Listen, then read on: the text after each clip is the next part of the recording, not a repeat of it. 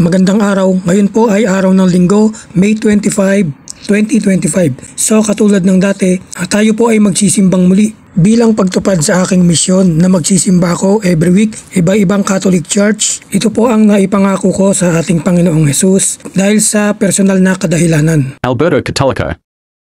Noble Catholics.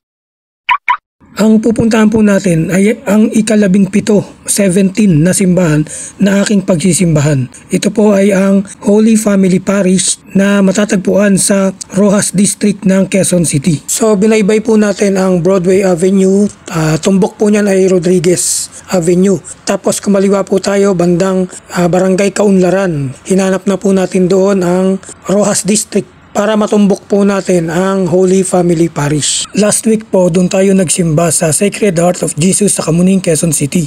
Na-i-upload ko na rin po ang video niyan at pakisubaybayan na lang po sa Alberto Católico YouTube channel. Episode 7. Okay, so nandito na po tayo sa Holy Family Parish, ang ika-17 na simbahan, aking pagsisimbahan, at maraming salamat sa Diyos dahil tayo po ay nakarating ng maayos. Okay, konting historical background po tayo tungkol sa Holy Family Parish. Ang groundbreaking ceremony po nito ay ginanap noong January 8, 1966. Yung taon din pong yun, 1966 ng April, nagsimula po ang construction.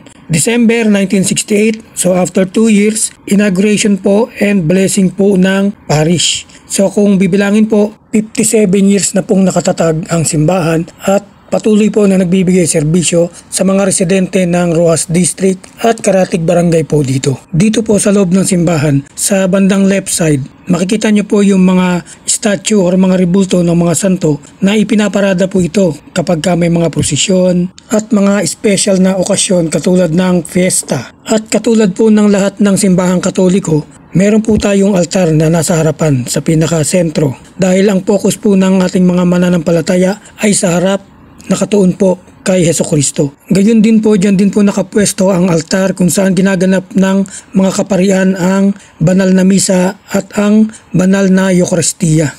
Makikita po sa harapan ng altar si Jesus Christ na nakapako sa krus. Sa kanyang kanan po ay si Mama Mary, ang kanyang ina, at sa kaliwa naman po niya ay ang imahe ni San Jose, ang tumayong ama niya dito sa lupa. Holy Family, ang natatanging pamilya po na naging daan para sa katuparan po ng plano ng Diyos sa kaligtasan ng sangkatauhan. Ang pamilyang humubog at nag-aruga sa nag-iisang bugtong na anak ng Diyos na si Hesukristo. Maraming salamat po. Lagi nating tatandaan, be the Eucharist to others. God bless and Amen.